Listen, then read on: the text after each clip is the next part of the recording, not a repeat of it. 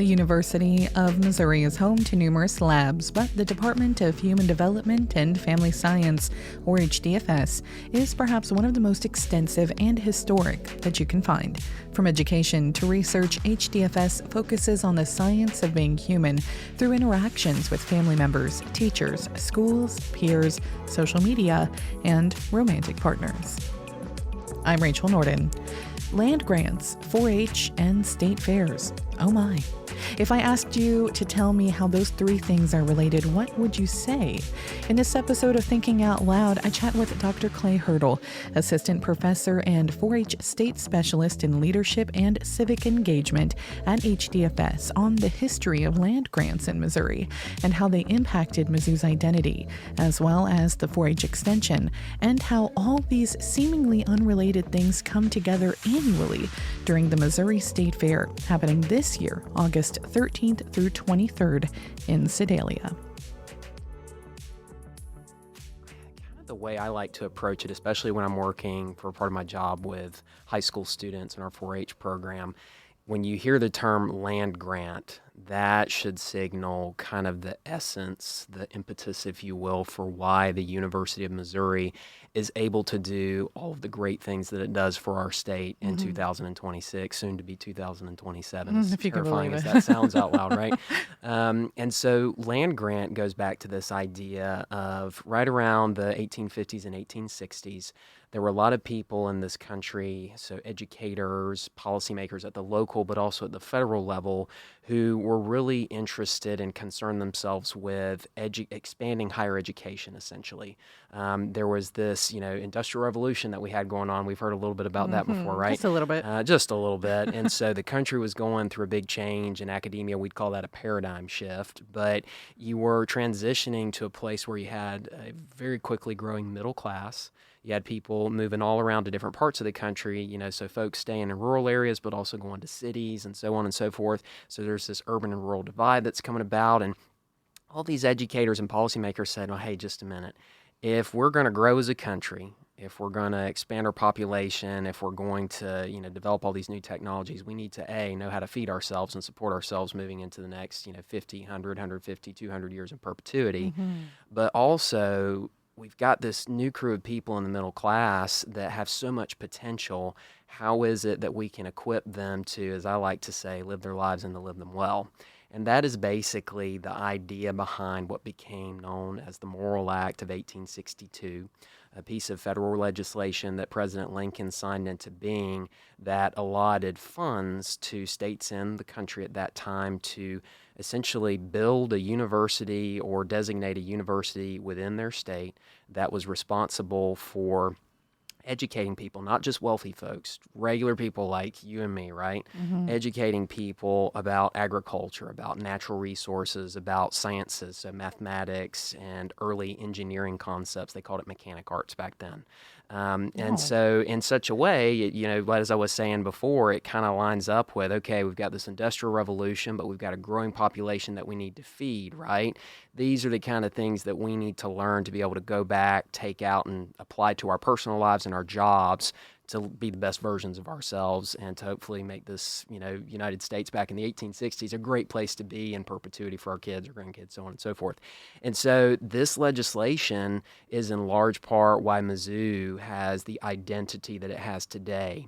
Mizzou as an institution had existed prior to this legislation, but when the state of Missouri ratified it within the context of Missouri, if you prefer, that is when Mizzou as an institution became a land grant, developed a College of Agriculture and Natural Resources, and then from there on, it expanded its academic programs to really appeal to the denizens of the state at that time to go out and build up the infrastructure in the state of Missouri.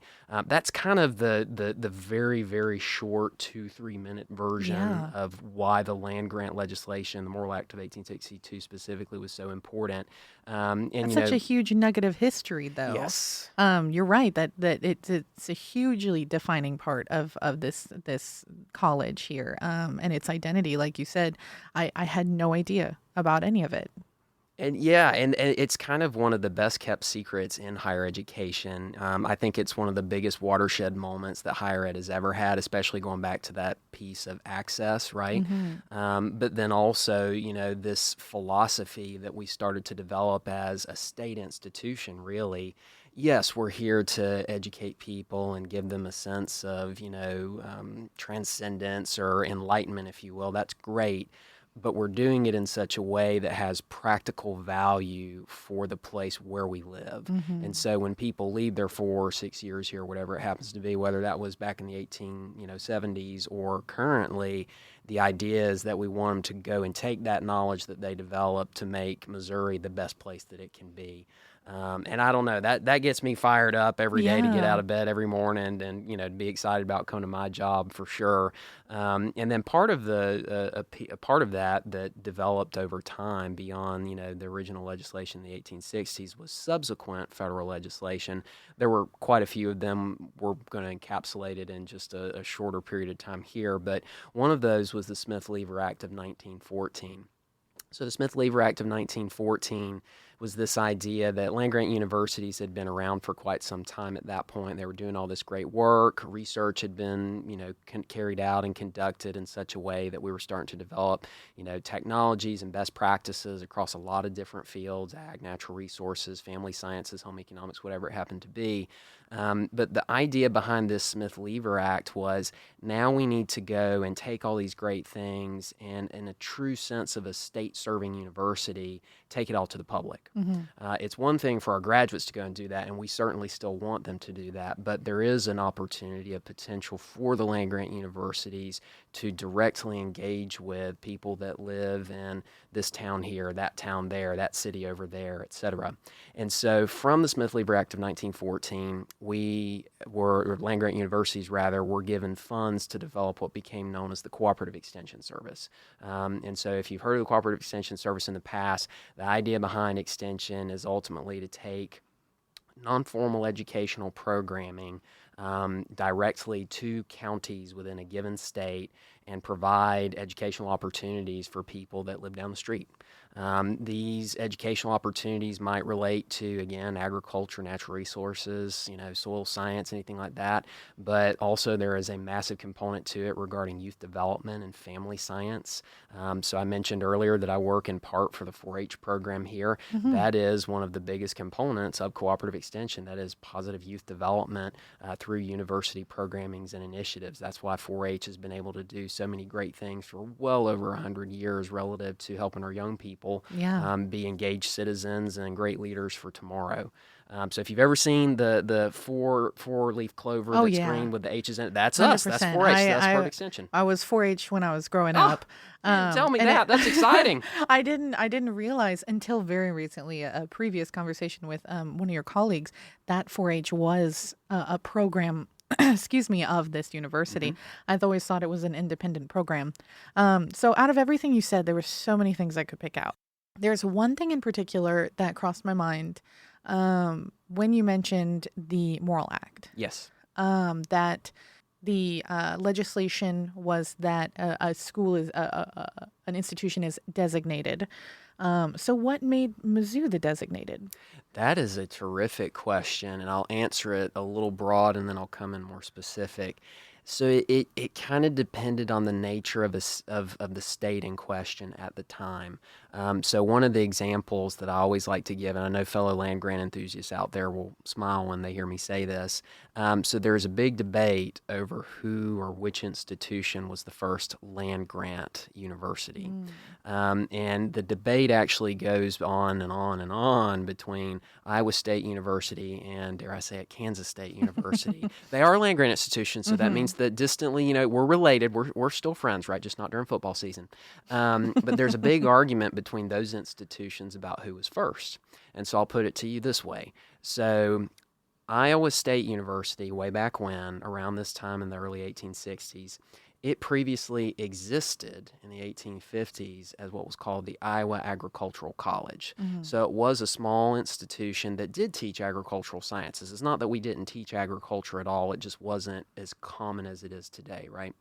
And so the Iowa Agricultural College, once the state of Iowa ratified the Morrill Act of 1862. I won't get into the hyper-specific details, but Sure. if you can imagine a bidding war, Yeah. they came out on top, and they were the designated land-grant institution. Chronologically speaking, they were technically probably the first true land-grant institution in this country. However, from another perspective or point of view, there's K-State. So in Kansas, there wasn't a pre-existing institution that, legislators felt comfortable with conferring land-grant status, essentially. And so K-State was built from the ground up as a result of the Morrill Act of 1862. Oh, wow. So very different from Iowa Agricultural College, now Iowa State. K-State became the first operational land-grant institution. That's typically the language that they would use, or that we like to use as land-grant enthusiasts. And so it kind of depends on your point of view. So, Iowa Agricultural College had been around for a little bit, and it adopted essentially land-grant status, but K-State didn't exist before, and it was built as a result of that legislation. So to your point with Mizzou had already been around since, I think, 1839. You might have to fact check me on that. Okay. I've only been here a few years. I probably should know that. But, up until essentially the early 1870s, that's when Mizzou took on land-grant status. So part of it had to do with not every state in the Union ratified the Morrill Act of 1862 at the state level right away. It took a little while. It was probably around 1871, 1872 by which all the states in the Union at that time took it on. And part of it also would have had to do with the infrastructure in the state at the time. Mizzou would have been well positioned to take on the land-grant status, given that it had been around for a while. It would have had a reputation. It was the first university built west of the Mississippi. And so naturally it would have made sense for it to take it on, which selfishly, I'm glad that it did, because, years and years and years later, I have a job. So. Right, right. That was my presumption, was going to be that it's because it was the first university to open west of the Mississippi. But I never would have imagined that those other universities chronologically came first. Yeah, and it's really interesting if you want to become a land-grant enthusiast like yours truly over here, you can dig deep into different institutional repositories. Universities have great, like ours, great libraries about their own history and so forth. But a great example that kind of highlights and underscores all of the moving pieces of getting land-grant status is actually for the state of New York. Cornell University is the land-grant, 1862 land-grant in that state. And there's a little itty-bitty, it was basically somebody's thesis way, way back. But I have a copy of it in my own library, and it's probably 50, 60 pages, and it only talks about the kind of, again, the quote-unquote bidding process of Cornell eventually becoming the land-grant institution for the state of New York. Wow. And it's just super cool. Like, lots of moving parts. History doesn't happen overnight. It's usually a lot of different people that constitute a movement. Well, that's what I was going to say, was to kind of just, at least from a layman's perspective of myself, to tie it all into a pretty bow. It sounds like the 1862 Act set the expectation, and the 1914 Act kind of put out the action plan. Yes, I think that's a really nice way of putting it. And that's a 50-year difference. Oh, yeah. And as I say, too, there were pieces between the two from a legislative perspective that had to come about first to make the 1914 piece. I'll use my own terms, be the bow on top. And part of that I'd be remiss if I didn't mention, so I've already said it a few times. So Mizzou's the 1862 land-grant institution of this state. There are other land-grant institutions that have different years in front of them. There are 1890 institutions and 1994 institutions. Your 94 institutions, which we don't have one in Missouri, are essentially tribal and native and tribal colleges. So if you think up in the Dakotas, in Oklahoma, and several other states where we have our reservations for Native Americans and indigenous persons, those institutions have land-grant status as a result of legislation in the mid-90s, 1994 specifically.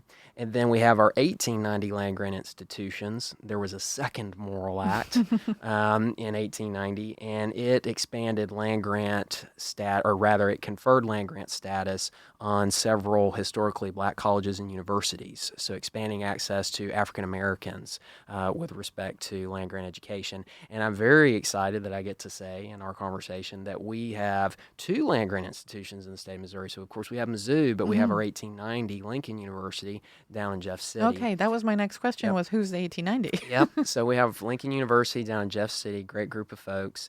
And it actually opens up really nicely to what I wanted to talk a little bit about with respect to the state fair.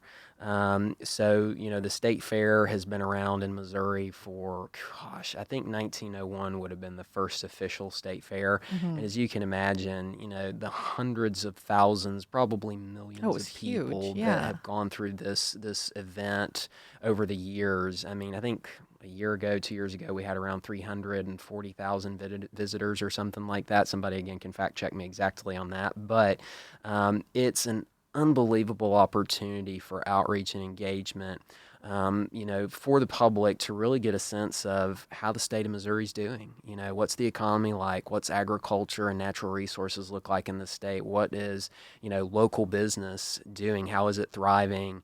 And I tell you right now, I grew up in a state. We had a state fair and it was really fun. Don't get me wrong. I'm not going to bash where I grew up. It was great. But let me tell you, coming up to the Midwest, especially in Missouri, and getting to see how y'all do state fairs. There's my y'all coming out, being from the deep South. But to see how y'all do state fairs, it is wholly and absolutely remarkable. Yeah. And so I would just say with this, as Lincoln made me think of it, state fair is a great chance to, as a denizen, of the state, as a member of the public, to engage with, again, vendors, exhibitors, local businesses, and so on. But it's a great way to engage with Mizzou and Lincoln University. It's an awesome outreach opportunity to learn about the great stuff that land-grant universities are getting up to. And I will say selfishly, just as a shameless plug, 4-H has a huge presence at the Missouri State Fair. Huge. I work with two great folks in my office. I'll give Jim and Kelsey a shout out. They work very, very hard on their activities within the state fair to make it all happen for 4-H. They have a great partnership with the state fair as an entity, so very much appreciative of them. Yeah. But we have our own historic building on the fairgrounds that is dedicated to 4-H and all of the different projects that young people do. And so for the 2 weeks of the state fair that folks can go out and visit every year, you can go to the 4-H building. You can see standing projects, so things that are up in the building all those 2 weeks. My personal favorite is cake decorating because I have a sweet tooth. That's the one I did when I was in FFA. This is perfect. Oh my 4-H. gosh, this is perfect then. So you were a 4-H cake decorator. So I was. So that's where, everybody's cakes, just like a whole wall of them, are on display. And let me tell you, young people make me feel, or they humble me rather, because I do not have that sense of artistry. I just want to admire and eat the wonderful things that they create. I probably should not eat them because that's not what they're for. They're for display. But that's neither here nor there. In my head, right? In my head. But that's an example of standing projects that we have in the 4-H building. And then we have live demonstrations from young folks. I mean, you might see a middle school, high school student up there talking about beekeeping and aviary sciences, things that they have learned as they've embarked on a beekeeping project in Missouri 4-H. And so it's a great place to be, to see our state's youth, really engaging in an opportunity to teach the public about the cool skills that they're developing, and just to see what 4-H extension and then land grants are all about. And again, it's a shameless plug, but you should definitely check it out. And we will have air conditioning in that building this year. There you go. I'm just That's saying, important. if you need to cool off for a minute, come inside and learn something new while you're there. So I have to ask, are you willing to disclose where your home state is? I would be delighted to do so. So I'll just give you my brief history, very, very brief. So I was born in Florida, but I was raised in Georgia, South Georgia specifically. If anybody ever goes to a little town called Valdosta, it's probably 50,000 people, half the size of Columbia. That's where I grew up. And so our state fair, which I think technically we call it a national fair, I don't know the history behind that, but the Georgia National Fair takes place in Perry, which is about 2 hours from where I grew up. So a city fairly similar to Sedalia in Missouri, where we have our own state fair here. But yeah, so I grew up in Georgia. That's where my accent and my y'alls come from. And I was a Georgia 4-H'er, which is through the University of Georgia Cooperative Extension Service. And then I did not go to UGA for school. I ended up at the University of Florida, which is ironically about 90 minutes from where I grew up. So I was closer to UF than I was to UGA geographically by quite a bit. But That's what America's like. it's right. It's just one of those things, 6 degrees of separation. State lines are a suggestion. They are a suggestion. And so I ended up down at Florida for all 5 of my degrees, and I was very active in collegiate 4-H while I was there as a volunteer. with the Florida 4-H program, and lo and behold, I graduate with my PhD, and my very first job is what I've always wanted to do is be a faculty member, but I get to do 4-H stuff along with it, which is really exciting. That is exciting. Oh, that makes me very happy for you. Well, thank you. Yes. I admittedly, it's been a long time since I've been to the state fair here, just for various reasons and summer traveling. But it sounds like, especially now that I know you've got air conditioning in that building. Right. It sounds like the place to be. So on that, kind of tying all this together, we've been talking now for almost half an hour, so Whoa. it just goes by. It just goes way by. too quick. There's a lot of info to talk about, a lot of fun to have. So tying all of this together, what are the dates of the state fair this year? That is an outstanding question, and I'm going to tell you, I was so scared that I was going to forget them that I wrote them down because I get excited that it's almost here, right? And I don't want to give out misinformation or I don't want to give out misinformation unintentionally. So the Missouri State Fair will take place this year, August the 13th to the 23rd, right over in Sedalia, Missouri. So for those that have been to the fair before, you know the drill. Get there early, leave late, because they go from dawn till dusk. And for those who haven't been before, I would just say go in open-minded. You're going to be shocked by the amazing things that you see, that you learn, the people that you connect with.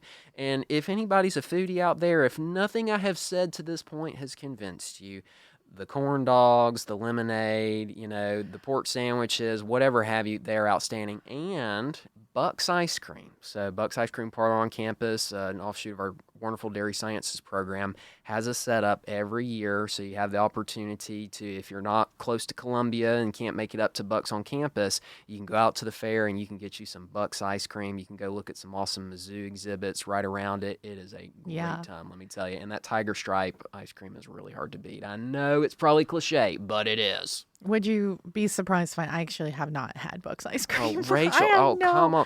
They are open until at least 4, maybe 5, depending on the day. So I just forget that there's a whole campus to explore here sometimes. I'm up here in my little corner of KBIA, and I just forget that there's other places to go.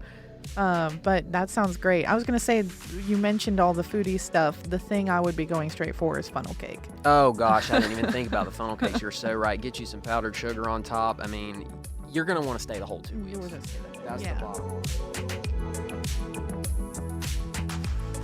That was Dr. Clay Hurdle, Assistant Professor and 4-H State Specialist in Leadership and Civic Engagement at HDFS on the history of land grants in Missouri, 4-H Extension, and the Missouri State Fair happening this year, August 13th to 23rd in Sedalia.